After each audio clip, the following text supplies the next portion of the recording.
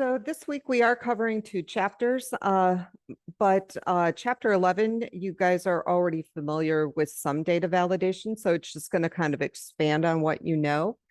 And for chapter 8, we already do know a little bit about how data gets transferred from controllers. So again, it's going to be kind of expanding on what you already know. So you're going to go into the lecture demo for chapter 8. And if you want to download the apps from the book, you can. They have view models in them, and that is one of the things that we are going to be covering. So far, when we have transferred data, we've used view bags, but there are a couple other ways that we can transfer data. So you will learn about the 3 different ways to pass data that is not in a model. And I did this little table so you could kind of differentiate between the 3.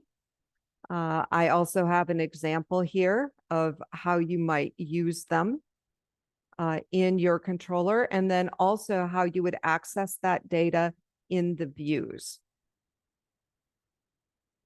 And then you get into actually working with those examples. So you're going to be using your a new app called In the Bag. I tried to do, actually, this is just how my mind works sometimes. You'll notice it's a genie. So hopefully you guys will have fun with it. Anyway, you'll be adding to the controller. And then you'll be using those 3 different techniques to pass data over to 3 different views. And you'll learn how to process that data. And then so far, most of what we've been working with have been action results. But there are other subtypes of different data that you can actually return from a method. So this kind of goes through that. And then we're going to get a little bit more practice on different action result subtypes. So you're going to create a new controller. You do have quite a bit to type here, but the purpose is for you to not only use those data transfer methods, but also to get used to using some of these different action result types. Okay, and you'll notice that we aren't just going directly to a view in all of these.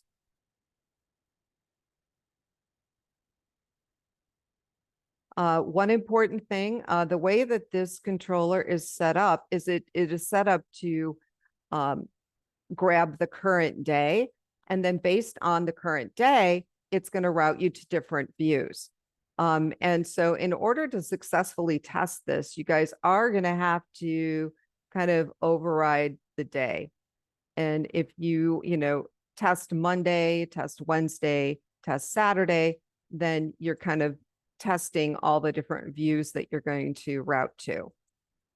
Then we create view models. We talk about them first so you know what they are, and then we actually create one, a very simple one, but it does give you an idea of how a view model works. And then you are going to be working with an application on your own. Some of the directions I thought were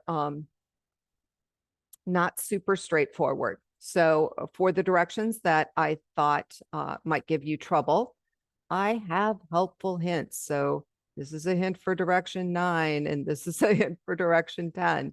So as you're going through this, if you are not sure of what they want you to do, look at my hints, because I think that will help you. Okay, and so that is pretty much the assignment for chapter 8. The assignment for chapter 9, basically we're going to cover data validation in a model and in the controllers. So you guys have looked at annotations before, but this just expands on what you know. And so a lot of this information is going to be familiar and it's going to make sense. Some of the information about annotations in controllers is new, especially binding to models and binding to primitives. So make sure you read through that and watch the videos. And then the hands-on, there is the Zen Spa that we worked on last week. You are going to be reusing that, and you are going to be creating a couple different classes. For the first class, you can actually copy and paste all these properties, but then you're going to have to manually add the data annotations. And for the client service class, that one was short, so I figured you guys could just type that in. And then in your services class that already exists, you're going to add one annotation to that. And then we are covering regular expressions, and I didn't get into a lot of detail with them because we have them in multiple classes, but I do have some references if you need to refresh your memory. And a couple other attributes that are kind of unique. So we kind of threw them into this extra section. And then you're going to be adding some regular expressions to the apps. You are going to have to update spa context and do migrations because we have 2 new models that need tables. And also because we are using some schema annotations. And anytime you use schema annotations, you have to do a migration. And then on your own, you're going to be adding annotations to your term project. So that is what you're going to be working on for the assignment. And in the Dropboxes, you are going to be adding links to your repositories.